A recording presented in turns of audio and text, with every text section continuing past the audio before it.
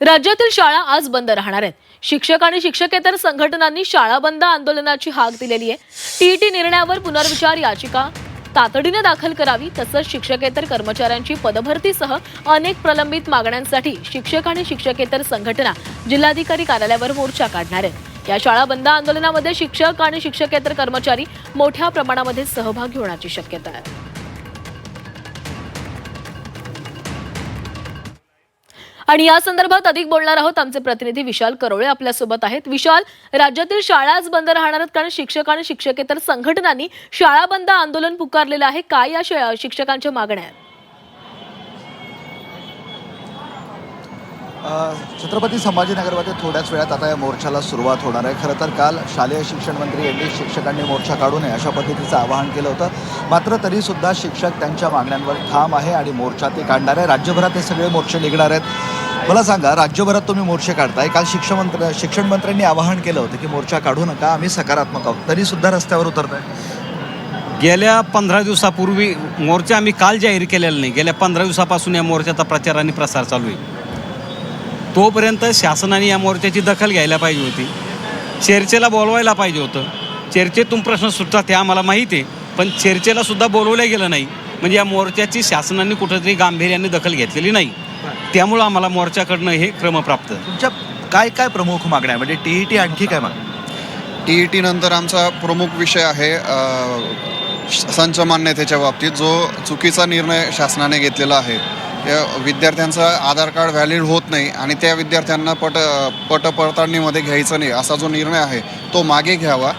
प्रत्यक्षात जितके विद्यार्थी शाळेत आहेत मग त्यांचा आधार व्हॅलिड व्हायला थोडासा वेळ लागला तरी चालेल, त्या विद्यार्थ्यांच्या अनुषंगानं पटसंख्या निर्धारित करावी। ही तुमची एक महत्त्वाची मागणी। मला सांगा, टीईटीची अडचण काय आहे शिक्षकांना? टीईटी संदर्भामध्ये सर्वप्रथम 2009चा जो RT ॲक्ट आहे, शिक्षणाचा मूलभूत हक्क, या अंतर्गत 1 ते 8 या शाळेसाठी सर्व मुलांसाठी मोफत शिक्षण हे शासनानं RT अंतर्गत निर्णय घेतलेला आहे। आणि संबंध देशामध्ये सर्व शिक्षकांची गुणवत्ता आणि शिक्षणाची सुद्धा गुणवत्ता एक समान असावी, यासाठी NCTE या संस्थेने काही निकष ठरवले शिक्षणाबाबतचे।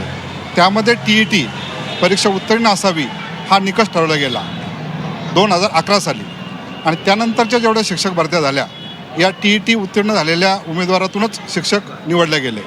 परंतु 1 सप्टेंबर 2025 रोजी सर्वोच्च न्यायालयानं असा निर्णय दिला की या अगोदरच्या सर्व शिक्षकांना, म्हणजे 2011च्या अगोदरच्या सर्व शिक्षकांना पूर्वलक्षी प्रभावाने टीईटी कंपल्सरी करण्यात आली। सर्वोच्च न्यायालयाच्या निर्णयाला विरोध आहे तुमचा?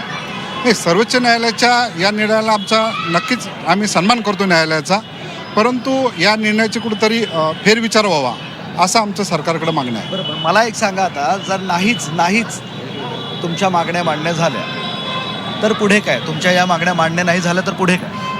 पुढे आमचे संघटनेचे जे नेते आहेत ते सांगा मला, नाहीच मागण्या झाल्या पुढे तर जर शासनाने आमच्या या मागण्या मान्य केल्या नाहीच तर या पुढील आंदोलनाचं धोरण आमचं ठरवलं जाईल। आता या पुढील आता हा मोर्चा आहे, आज मोर्चामध्ये 19,000 शिक्षक, 3,000 शाळा बंद होऊन या मोर्चामध्ये 1 वाजता उतरतात। राज्यभरात प्रतिसाद मिळतोय तुम्हाला? 100% प्रतिसाद नक्कीच मिळायला विशाल, लागला तर या पूर्णपणे। शिक्षकांनी आपल्या मागण्या मांडलेल्या आहेत आणि या मागण्यांवर नेमका काय तोडगा काढला जातो हे पाहावं लागणार आहे। धन्यवाद तुम्ही दिलेल्या या माहितीसाठी।